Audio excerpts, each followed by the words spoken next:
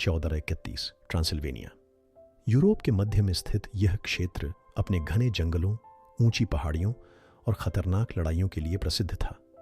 यह समय मध्य युग का था, जब पूरे यूरोप में युद्ध, विश्वासघात और काले जादू की कहानियां आम थीं। यही वह दौर था जब ड्रैकुला की कहानी शुरू हुई, एक योद्धा जो शापित हो गया और जिसे दुनिया आज भी डर और रहस्य के साथ याद करती है। इस कहानी की शुरुआत होती है वालाचिया के शासक व्लाद ड्रैकुल से। व्लाद एक शक्तिशाली राजा था जो अपनी निर्दयता और युद्ध कौशल के लिए कुख्यात था। उसे ड्रैगन के आदेश, ऑर्डर ऑफ द ड्रैगन का सदस्य बनाया गया था, जो एक गुप्त सैन्य संगठन था। इसी उपाधि के कारण उसे ड्रैकुल कहा गया, जिसका अर्थ था ड्रैगन का पुत्र। लेकिन समय के साथ यह नाम बदलकर ड्रैकुला बन गया, जिसका अर्थ था शैतान का पुत्र। व्लाद ड्रैकुल का पुत्र व्लाद टेपेश, जिसे इतिहास बाद में ड्रैकुला के नाम से जानेगा, अपने पिता से भी ज्यादा निर्मम था। उसने अपनी आंखों के सामने अपने पिता को दुश्मनों के हाथों मरते देखा था। उसे और उसके छोटे भाई को ऑटोमन साम्राज्य ने बंधक बना लिया था, जहां उसे युद्ध कला, राजनीति और यातनाओं के घातक तरीके सिखाए गए। वह बचपन से ही मृत्यु और हिंसा से घिरा रहा, जिसने उसके मन में बदले की आग जला दी। 1448 में जब वह वालाचिया के सिंहासन पर बैठा, तो उसका मकसद केवल एक था, अपने पिता की मौत का बदला लेना और अपने राज्य को अजेय बनाना। लेकिन यह आसान नहीं था। चारों ओर दुश्मन थे, ऑटोमन, हंगेरियाई और वालाचिया के अन्य दावेदार। इन्हीं लड़ाइयों के बीच उसकी मुलाकात एक रहस्यमयी व्यक्ति से हुई, जिसने उसके भाग्य को हमेशा के लिए बदल दिया। ट्रांसिल्वेनिया की पहाड़ियों में स्थित एक काला किला था, जिसे लोग शापित किला कहते थे। कहा जाता था कि वहां एक अमर व्यक्ति रहता था, जो न तो इंसान था और न ही पूरी तरह राक्षस। वह किसी को दिखाई नहीं देता था, लेकिन जिसने भी उसे देखने की कोशिश की, वह कभी वापस नहीं आया। एक रात जब व्लाद अपने सैनिकों के साथ युद्ध से लौट रहा था, तो रास्ते में भारी तूफान आ गया। घने जंगल के बीच घिरे हुए उन्हें एक प्राचीन महल दिखा। बारिश और ठंड से बचने के लिए वे महल के अंदर चले गए। अंदर का वातावरण अजीब था। चारों ओर खून की गंध थी और महल इतना शांत था कि हवा की सरसराहट भी सुनाई दे रही थी। अचानक अंधेरे में एक आवाज गूंजी, तुम्हें शक्ति चाहिए, लेकिन इसकी कीमत चुकानी होगी। व्लाद और उसके सैनिक सतर्क हो गए। अचानक एक लंबा, काले वस्त्रों में लिपटा व्यक्ति उनके सामने आ गया। उसकी आंखें लाल चमक रही थीं और उसकी त्वचा इतनी सफेद थी जैसे उसमें खून ही ना हो। मैं लॉर्ड कैडोगन हूं, वह आदमी फुसफुसाया। मैं जानता हूं कि तुम कौन हो और तुम्हारी इच्छाएं क्या हैं, लेकिन याद रखना, शक्ति हमेशा कीमत मांगती है। व्लाद ने जवाब दिया, मुझे शक्ति चाहिए, अमरता चाहिए, ताकि मैं अपने दुश्मनों को खत्म कर सकूं और अपना राज्य अजेय बना सकूं।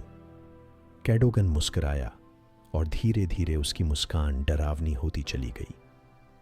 अगर तुम यह शक्ति चाहते हो, तो तुम्हें मृत्यु को गले लगाना होगा और अंधेरे का हिस्सा बनना होगा। तुम्हें इंसानों से अलग होना होगा। व्लाद के लिए यह कोई मुश्किल निर्णय नहीं था। उसने अपनी कलाई आगे बढ़ाई। कैडोगन ने उसकी नस काटी और बहते हुए खून को अपने नुकीले दांतों से चूस लिया।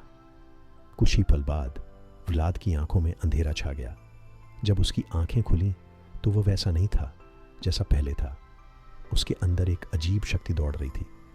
वह पहले से ज्यादा ताकतवर महसूस कर रहा था, लेकिन उसके अंदर एक अजीब सी प्यास भी जाग चुकी थी, खून की प्यास। अब से तुम मृत्यु से परे हो, कैडोगन ने कहा।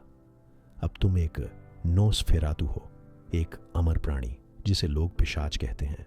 लेकिन याद रखना, यह सिर्फ शुरुआत है। व्लाद ने महसूस किया कि अब वह दिन की रोशनी नहीं सह सकता।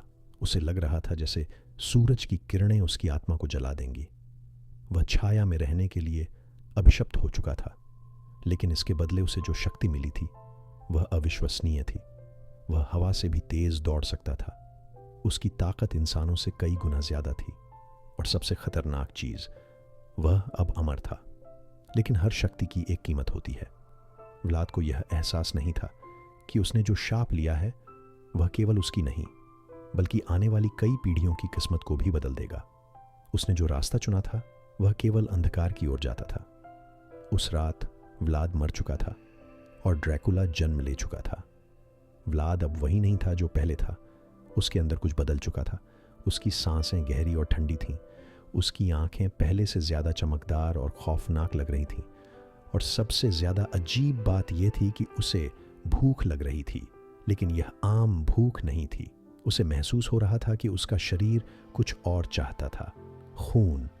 वह महल की दीवारों के पास बैठा था जब उसे अपने सैनिकों की हलचल सुनाई दी। वे चिंतित थे। उन्हें लग रहा था कि उनके राजा के साथ कुछ अजीब हो गया है।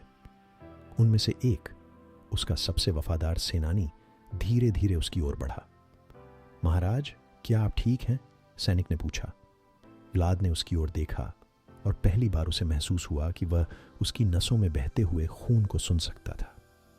वह उसकी धड़कन को महसूस कर सकता था, जैसे वह कोई संगीत हो। उसकी प्यास बढ़ रही थी। अचानक, बिना सोचे समझे, उसने सैनिक की कलाई पकड़ ली और अपने नुकीले दांत उसकी गर्दन में गड़ा दिए। खून का पहला घूंट उसके गले से नीचे उतरा और एक अजीब सी शक्ति उसके शरीर में दौड़ गई। उसे ऐसा लगा जैसे उसकी सारी थकान मिट गई हो, जैसे वह पहले से 10 गुना ज्यादा ताकतवर हो गया हो। लेकिन जैसे ही उसने खून पीना बंद किया, उसे एहसास हुआ कि वह क्या कर चुका था। उसके सबसे वफादार सैनिक का शरीर ठंडा पड़ चुका था। उसके हाथों में उसका मृत शरीर था। महल में बाकी सैनिकों ने यह सब देख लिया। वे डर के मारे पीछे हटने लगे। कुछ ने अपनी तलवारें निकाल लीं। यह कोई इंसान नहीं रहा, यह कोई राक्षस है, उनमें से एक चिल्लाया। व्लाद ने महसूस किया कि अब वह इंसानों की दुनिया का हिस्सा नहीं रहा, लेकिन उसने अपने अंदर एक और बदलाव भी महसूस किया। उसकी संवेदनाएं कम हो रही थीं। उसे अफसोस नहीं हो रहा था कि उसने अपने ही सैनिक को मार दिया, बल्कि उसे लगा कि उसे और खून चाहिए। लेकिन वह खुद को रोकना चाहता था। वह यह नहीं चाहता था कि वह अपने ही लोगों का भक्षक बन जाए। वह भाग निकला जंगलों की ओर। वह पूरी रात भागता रहा और सुबह होते ही उसे एहसास हुआ कि वह अब सूरज की रोशनी सहन नहीं कर सकता। सूरज की पहली किरण ने उसकी त्वचा को झुलसा दिया। उसे पेड़ों के घने साए में छिपना पड़ा। कुछ ही देर बाद उसे कैडोगन की आवाज़ सुनाई दी। वह उसके सामने प्रकट हुआ। उसके चेहरे पर वही रहस्यमयी मुस्कान थी। क्या हुआ महान योद्धा?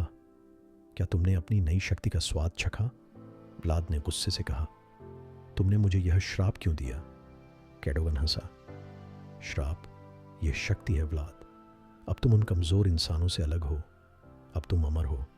अब तुम्हें कोई नहीं हरा सकता। लेकिन हाँ, इसकी एक कीमत है। तुम्हें जीवित रहने के लिए खून की ज़रूरत होगी। और एक और बात, अब तुम दिन में नहीं रह सकते। सूरज तुम्हारा सबसे बड़ा दुश्मन है।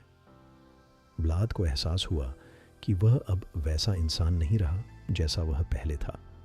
लेकिन क्या वह पूरी तरह राक्षस बन चुका था? क्या मैं इस प्यास से मुक्त हो सकता हूँ? व्लाद ने पूछा। कैडोगन ने सिर हिलाया। कोई वापसी नहीं है, लेकिन हाँ, अगर तुम अपने खून की प्यास को नियंत्रण में रखना चाहते हो तो तुम्हें खुद पर काबू रखना सीखना होगा।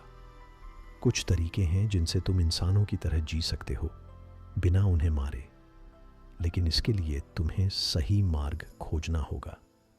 व्लाद ने निर्णय लिया कि वह केवल उन लोगों का खून पिएगा जो पापी हैं, जो निर्दोषों का खून बहाते हैं।